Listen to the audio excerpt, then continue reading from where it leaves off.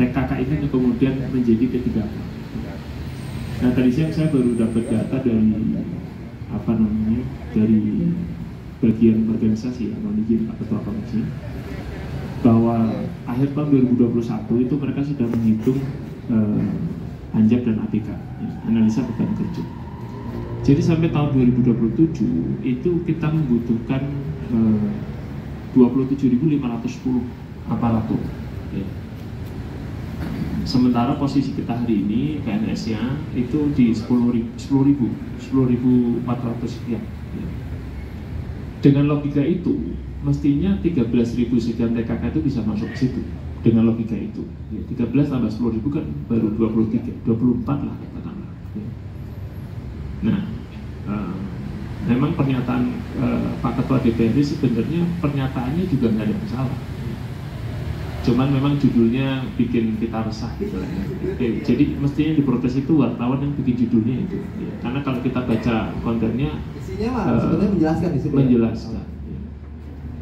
Jadi standing position PKS jelas, kita ingin mendorong TKK ini menjadi P3K dengan sebuah tujuan bahwa pelayanan kita itu makin berkelas, makin oke. TKK kita memang terbesar di dinas pendidikan, banyak guru ya, dan juga tenaga kesehatan banyak di situ. Sehingga nggak mungkin ya, kalau kemudian tiba-tiba dihilangkan itu nggak mungkin, kita bisa kolaps. Ya. Jadi standing position gitu. Yang kedua, jadi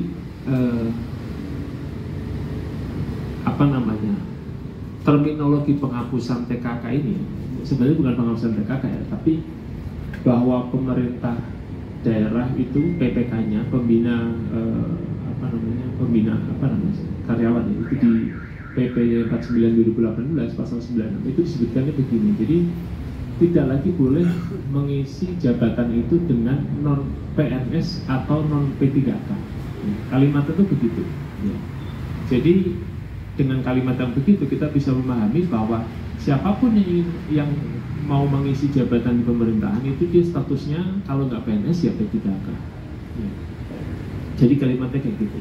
Sehingga terminologi penghapusan tenaga honorer ini kalau memang kita bersepakat, ini memang ya perintah PP di 49 2018.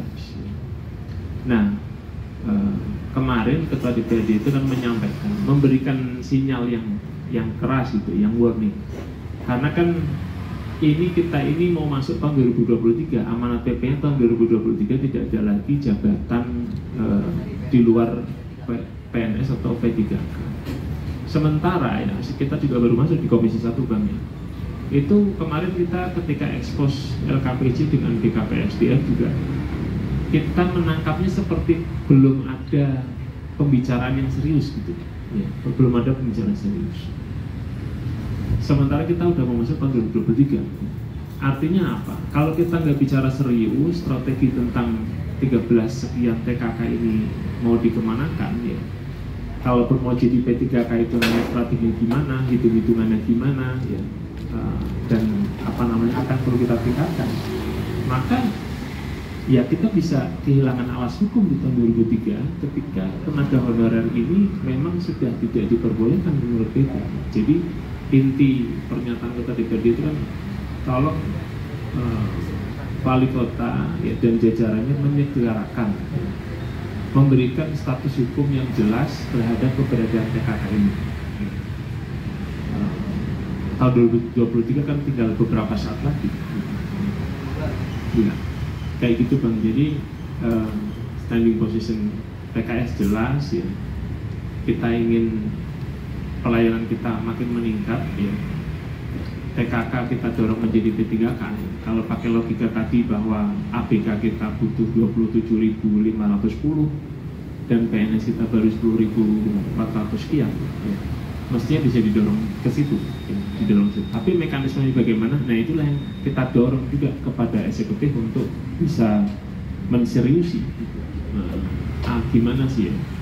Nah ini kita menyayangkan bahwa eksekutif juga sampai hari ini belum kelihatan seriusnya. Ini ya. Kita undang nggak datang eksekutif.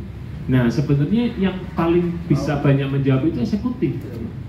Ya mohon maaf kalau dalam istilah kita ini nggak mau jadi tukang cuci piring pesta orang gitu, ya kan?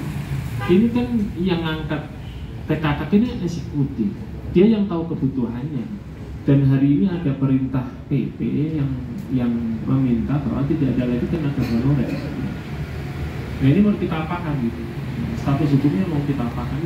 Itu yang banyak tahu eksekutif. DPRD ini ingin memastikan semuanya berjalan sesuai peraturan dan pelayanan kita terhadap masyarakat itu tidak mandek. Nah ini Pak Bita, kalau misalnya nanti 2023 belum selesai juga diimplementasikan dari TKK P3K ini, nanti status mereka bagaimana? Kemudian apakah anggaran itu bisa dipakai buat menggaji yang status TKK masih TKK begitu? Nah ini dia, ya. Jadi di Komisi 1 ini juga perbincangan diskusi dengan BKPSDM ini belum sampai ke situ ya, Bang Ketua ya, Bang Faisal. Ya. Kita ingin punya gambaran dari eksekutif 2023 ini rencana sampean gimana dan bagaimana DPRD ini bisa membantu rencana sampean.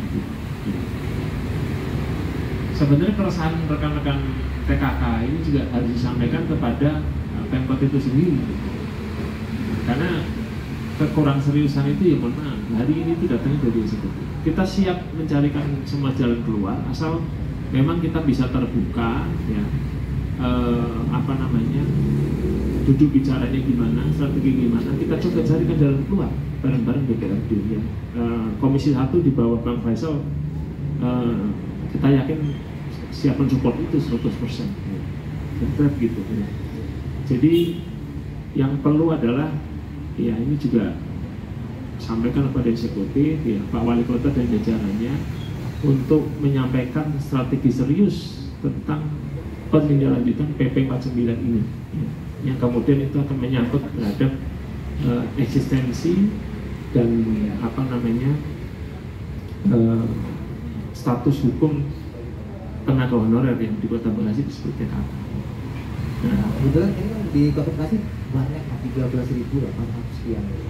Nah, efektivitas teman-teman TKK kan kayaknya ya mohon maaf nih, di lapangan kan ada yang bekerja maksimal, ada yang masih mohon maaf nih banyak ditemukan juga ternyata yang ada kegiatannya juga gitu. Ini buat evaluasi juga nggak sih buat Komisi 1 ke depan bahwa nanti ini yang prioritas ini loh TKK yang tadi kompeten kemudian bekerja secara maksimal begitu. Iya.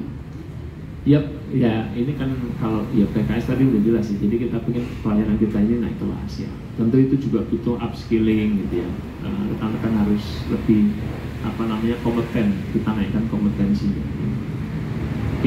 Itu saya yakin Bang Faisal di Komisi 1 akan mengawasi betul hal itu. 13.800 ini kan bukan jumlah yang sedikit. Ya. Anggarannya di APBD kita itu 700 miliar. 1 tahun, hampir 1 triliun. 700 miliar total APBD kita sekitar 5,8 sampai 6 triliun. Itu kan seperlimanya sendiri, hampir seperlimanya sendiri ya. Nah, saya yakin bahwa kita di Komisi 1 juga punya concern terhadap hal itu ya. Kita ingin yang sudah ada ini ya harus serius bekerja.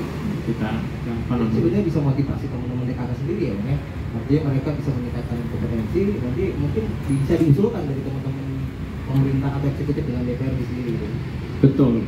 Nah, kalau terkait dengan TKK ke P3K ini kemarin Komisi 1 juga ke PKM ya. Faisal nanti bisa cerita lagi. Jadi memang pengajuan formasi P3K ini diajukan dari kita. Jadi berdasarkan anjak APK itu kita butuh P3K berapa sih? Ya. Kemudian dari situ kita bisa mendorong bahwa yang mengisi P3K itu dari TKK.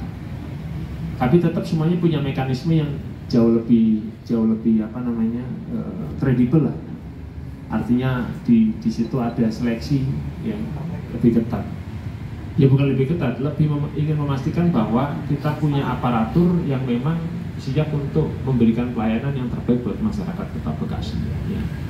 Itu poin pentingnya menurut saya. Jadi ya mohon maaf, ya sekali lagi kita nggak mau jadi tukang cuci piring pesta orang masalah PKK ya. Eksekutif sebenarnya ya. Iya. Ketika DPRD dilantik tahun 2019 itu saya diinfo oleh Pak Bambang sebelumnya di Komisi 1 itu jumlah TKK kita itu 10.000 2,5 tahun ini tiba-tiba melonjak jadi 13.800, yang kemudian juga transparansinya masih kita pertanyakan. Ya. Tadi perhitungan Anjab ABK ini tidak menyertakan jumlah TKK di masing-masing OPD. Ya. Jadi di situ cuma tertulis kebutuhan aparatur sekian, PNS kita baru ada sekian. Ya. Nah, ini kan juga pertanyaan besar. Ya. Jadi yang dibutuhkan adalah kita transparansi, kesediaan untuk duduk bersama, sehingga kita bisa mencari jalan keluar yang pas, ya, dengan basis bahwa kita ingin mengedepankan pelayanan terhadap masyarakat Kota Bekasi. Begitu Bang. Siap. Ya. Baik, terima kasih Bang Tika. Mungkin Siap. selanjutnya kita